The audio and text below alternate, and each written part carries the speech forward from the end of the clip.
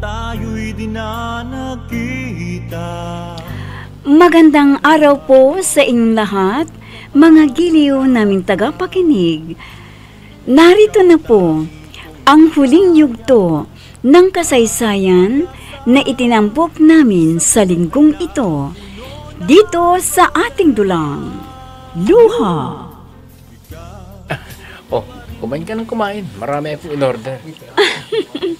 Naku ha, pag tumaba ko, baka papalitan mo ako ulit. Yan ang hindi mangyayari. Dahil ikaw na ang babae pinapangarap kong makasama habang buhay. Habang buhay ka dyan na sinasabi mo, bakit may Janice ka pa? Naku, hayaan mo ng lukarit na yun. Wala yun. Sigurado ka na ba na ako ang babaeng ihaharap mo sa altar? Oo naman. Noon pa man ay sigurado na ako na ikaw ang babaeng pakakasalan ko. Teka, yung cellphone mo, yan yatang nagre-ring eh. Sige, listo. Oh, sino yan, sweetheart? Sasagutin ko. Pero hindi ko papanatang si Janice ang kausap ko. Ah, yung office mate ko to. Oh, pare, napatawag ka. Bakit? Ah, ganun ba? Kailan? Ano ba yun? Bakit? Ano bang problema? Ha? Nasiraan ka ng sasakyan? Ah, oh, sige. Darating ako, kasama ang mekaniko. Oh, sige, bye. Oh, sino yon? Ah, yung office mate ko, nagpapatulong. Nagpapatulong? Bakit, ha? May nasiraan ng sasakyan sa gitna ng daan. Mag-isa lamang siya at malayo pa siya sa bayan. Oh, anong sabi sa'yo? Ako ang pinapasunod niya eh. Dahil alam niyang marunong akong magmekaniko ng sasakyan. Pero ang sabi ko ay kukuha na lamang ako ng ibang mekaniko. Oh, kukuha ka pala ng mekaniko eh. Bakit hindi ka na pumunta ngayon? Pinaghihintay mo pa yung office mate mo. Baka kung nasaan na siya, baka nasa gitna siya kamo ng daan. Paano ka naman dito? Okay lang.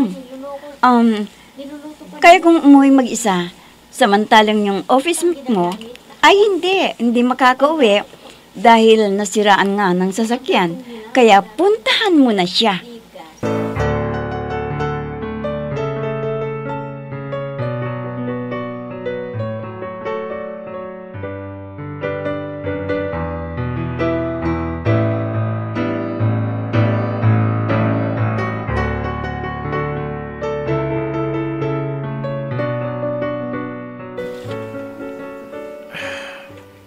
Pinagod ako ng sobra ng Janice.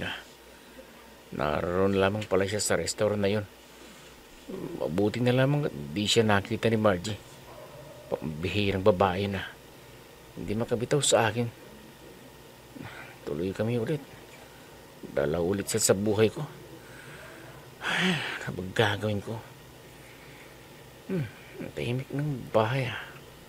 Oo nga pala. Umalis na pala sila Itay para dun sa kasal ng pinsan ko. Mag-isa tuloy ako dito. Ano kaya kung papupuntahin ko dito si Janice at papauwiin ko siya ng madaling araw? Tama. Total. Tsak, nasa makalawa pa uuwis na Itay at Inay.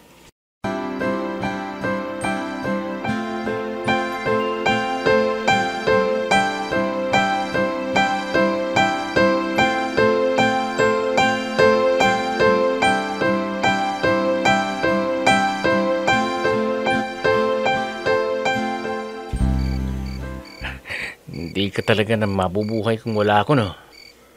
Bakit kasi ayaw mo pang kalasan ang Margie na yun eh? Janice, eto na naman tayo eh. Ilang beses ko bang sasabihin sa'yo? Mahal ko si Margie. Ako, hindi mo ba ako mahal? Pangkama lamang ba ako sa buhay mo? Ano ka ba naman? Ang ganda-ganda ng gabi, sinisira mo. Palig na ulit. Mahal kita. Kaya angkinin mo ako hanggat gusto mo.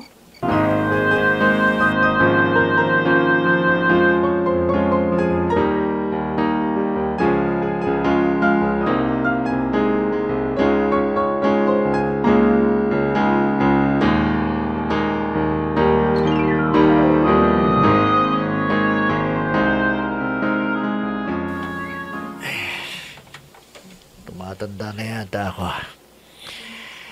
Biruin mo, pinaka-importanting gamit ko nakakalimutan ko pa. Buti na lamang, hindi pa ako nakakalayo sa bahay. Malapit na ako sa bahay ni Mark. Dala ko ng mga nakasampay na t-shirt ni Mark. 5 bahay na lang, bahay na namin. Sa lahat ng makakalimutan ko, ang teka. Totoo ba itong nakikita ko? Si Mark may kayakap na namang babae. Ang dati pala nitong karelasyong si Janice.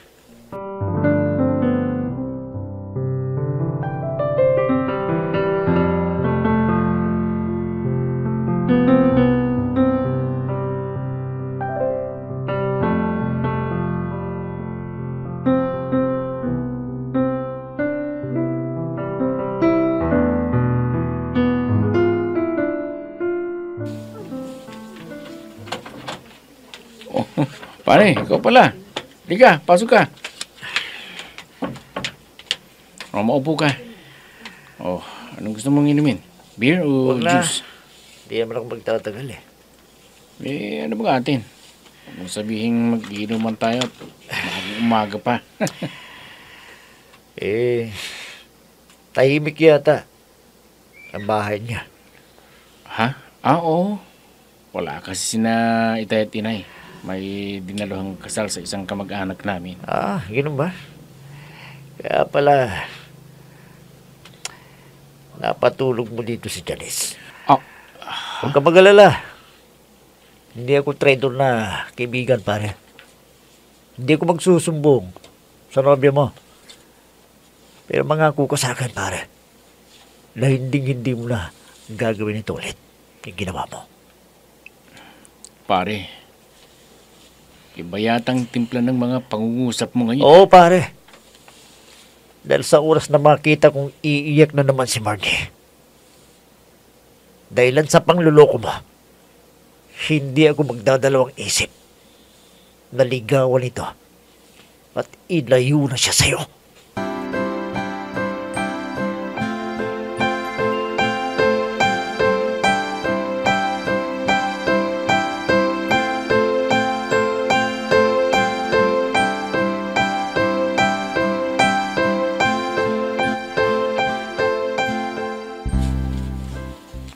Umalis na si Angelo.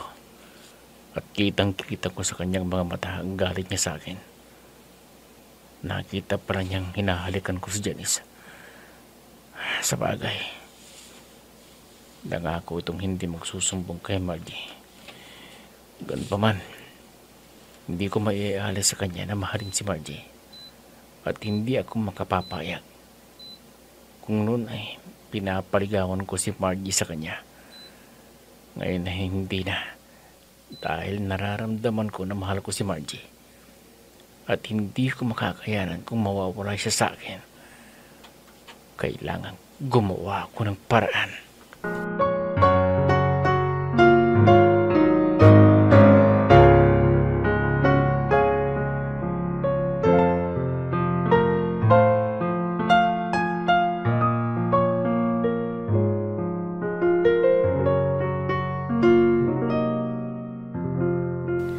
Ano? Sinabi sa'yo ni Angelo yan? Opo, inay. Kung makapagsalita, akala mo kung sino. Yabang-yabang. Hindi mo masisisi si Angelo dahil ilang beses na niyang nasaksihan ang panloloko mo kay Margie. Wala siyang pakialam sa relasyon namin ni Margie. Anak, ito na nga yung sinasabi ko eh. Dahil sa pagbabaliwala mo kay Margie, baka mawawala ito sa'yo. Kaya kung ako sa'yo, anak, pakasalan mo na si Margie. Oh, may kumakatok. Sino kaya yan? Tingnan mo nga kung sino yung dumating at magluluto na ako. Opo, inay. Sino kaya to? Hi, sweetheart. Janice, anong ginagawa mo dito? At bakit may talagang malaking bag? Buntis ako, Mart. At ikaw ang ama. Ano? Anak, sino yung dumating? Halika nga dito sa loob. Baka may makakita sa'yo.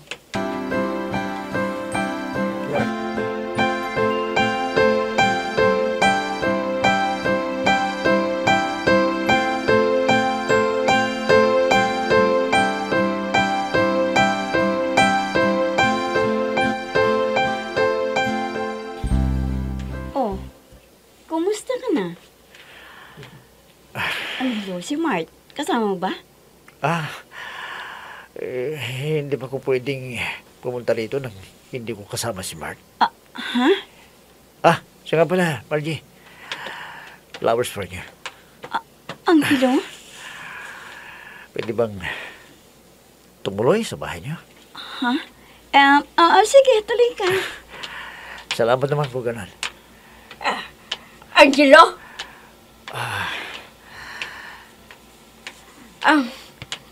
Nako, kumusta ka na? Aba, bakit ngayon ka lang nagpunta dito? Oh, Marche, baka malamig na yung fruit salad na ginawa ko kanina. Kunin mo na at nang may mamerienda kayo ni Angelo. Ay nako, batang ito. Ngayon lang ulit dumalaw eh. Ang lapit-lapit lang naman ng bahay. Teka, ako na pala ang kukuha ng fruit salad. Dito ka na sa tabi ni Angelo at nang makapagkwentuhan kayong dalawa. Nag-isa ka lang.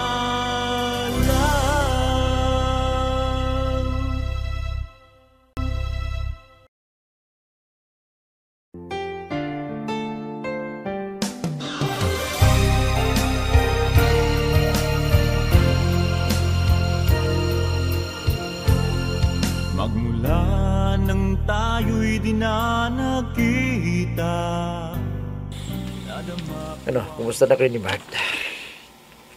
Going strong pa rin ba? Mahal ko si Mart, Angelo. Bilib na talaga ko sa'yo, Margie. Believe, saan? Sa pagmamahal mo kay Mark. Sana. Masukli naman ni Mark ang pinapakita mong pagmamahal sa kanya. Sana nga, sa laki ng pagmamahal ko sa kanya, ay nalulungkot ako kapag hindi ko siya nakikita. Tulad ngayon, nalulungkot ako kasi wala siya. Kung alam mo lang sana, Margie, kung sinong nasa bahay nila yun ni Mark, tiyak, masasaktan ka na naman ng labis. Pero huwag kang magalala. Nandito ako. Nakalala lang sa'yo. Nagmula noon hanggang ngayon. Angelo, may sinasabi ka ba? Wala. Ang sabi ko, huwag kang magalala. Andito lang ako sa tabi ng para sa'yo. Kung malulungkot ka, gusto mong umiyak, andito rin ako. Pwede mong sandalan kung anong problema mo, anumang oras. Angelo? Totoo, sinasabi ko sa'yo, Margie. Mahal kita. At kung noon natakot ako na ipagdaman ang nararamdaman ko. Ngayon, hindi na. Lalo na nakikita ko nga. Naagrabyado ka. Anong ibig mong sabihin? Ang sabi ko, kung ilalabas mo yung Scrabble para makapaglaro na tayo, ilabas mo na.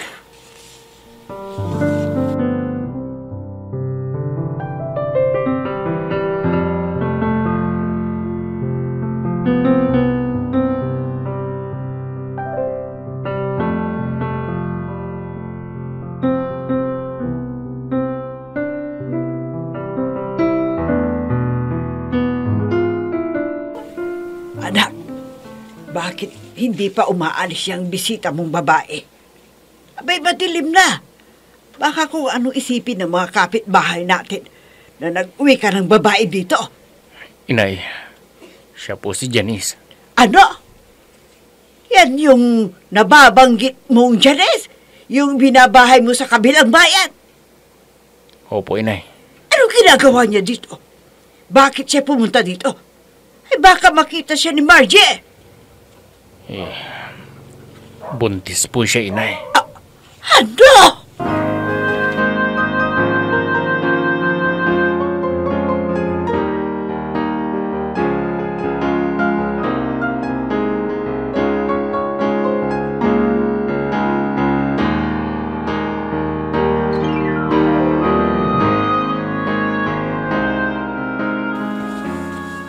Anak, malalim na ang gabi nang umalis si Angelo Oo nga ho eh.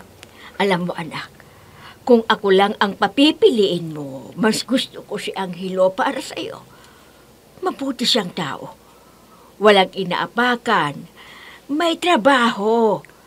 At kung gandang lalaki rin lang ang pag-uusapan hindi rin siya pahuli kay Mark. Ang inay, oo. Kung ano-ano na naman sinasabi. May nobyo na ho ako. Alam niyo yan. Teka, nakabihis ka. Saan ka ba pupunta? Hindi naman kasi nakadalaw sa akin si Mart kagabi Hindi rin tumawag at kahit mag-text sana. Yan na nga bang sinasabi ko Paano ka nga naman tatawagan o iti-text ng Mart na yon kung may ibang pinagkakaabalahan? Kaya nga po. Pupuntahan ko na lamang siya sa bahay nila, inay. Pupunta ka na naman sa bahay nila? Liligawan mo na naman siya? Ganon ba ha? Kababae mong tao Ikaw pa ang pumupunta sa bahay ng lalaki Inay, makabagong panahon na ngayon. Wala nang kaso kung babae man ang pupunta sa bahay ng lalaki. Isa pa ho, magnobyo na ho kami ni Mart. Anak, hanggang kailan ka ba magpapaluko sa Mart na yon, ha? Ano bang meron sa kanya na wala kay Angelo? Abay, mas matinong lalaki si Angelo kaysa sa Mart na yon. Inay, mahal ko ho si Mart. Sige, pumunta ka sa bahay niya ngayon at ikaw mismo ang makakasaksi kung paano ka niluloko ng kinababaliwan mong lalaki. Ikaw lang ang tanging mahal ko sa buong buhay kong ito.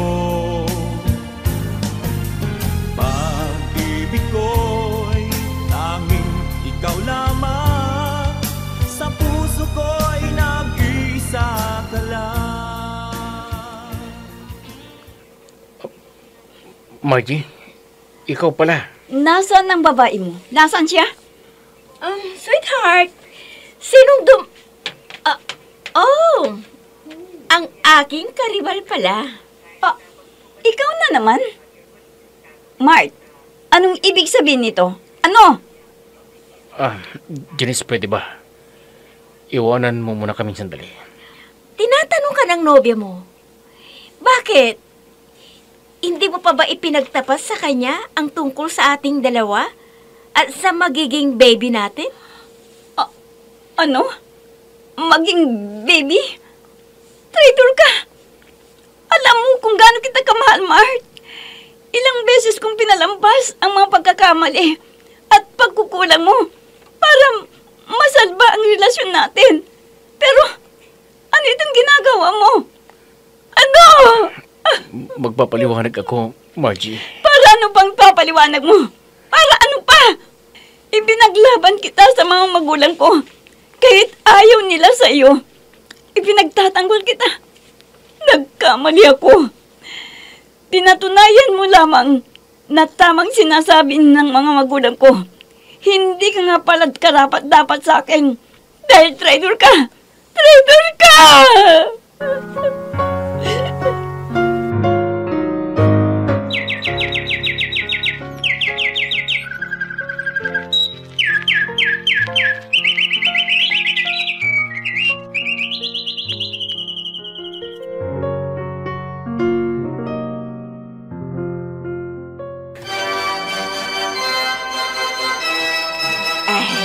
Binabati ko kayong dalawa. Natupad din ang pangarap ko na kayong dalawa ang magkatuluyan. Sweetheart, tingnan mo si inay, oh. Siya pa yata ang naluluha at mas excited. Ako rin eh. Naluluwa dahil sa dami ng pinapangarap ko. Yung babaeng pinakamamahal ko ang kasama ko ngayon. Asawa ko na siya. Naku, nakikipagsabayan ka pala sa kadramahan ni Inay, oh. Dalian na natin para makakain na ang mga bisita natin. Kayo lamang ang hinihintay eh.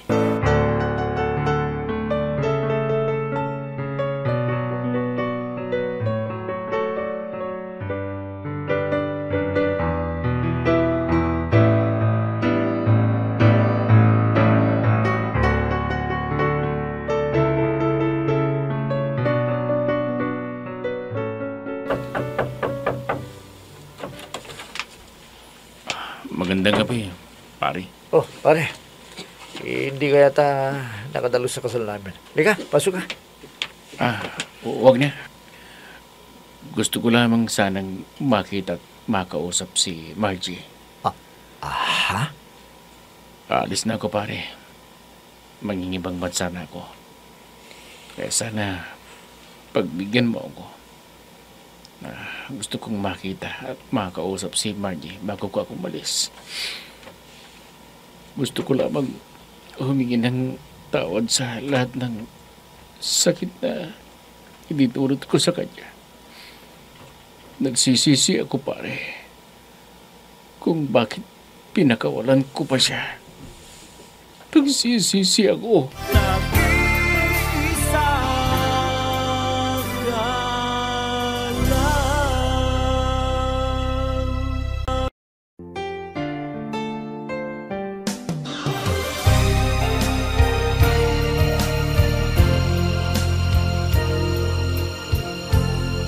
Magmula nang tayo'y dinanagin. Ang tunay na pag-ibig ay minsan lamang itong dumating. Kaya dapat lang napakaingatan at alagaan. Mga giliw naming tagapakinig, diyan na po nagtatapos ang kasaysayan na itinampok namin sa linggong ito, dito sa ating dulang. Luha!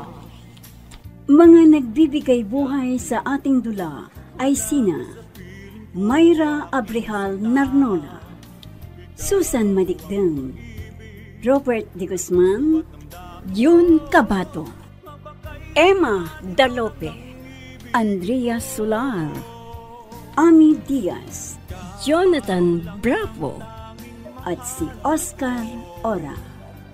Technical Supervision at Musika, Oscar Ora. Nilapatan ng tunog ni Robert De Guzman, Willie Francisco.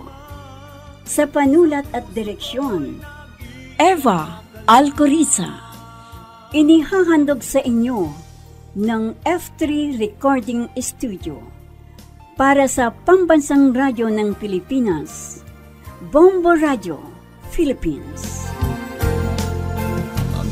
Alaala nating di malilimutan, kay sarap ng ating suyuan. Lagi kong natatandaan, maligayang araw nating nagdaan.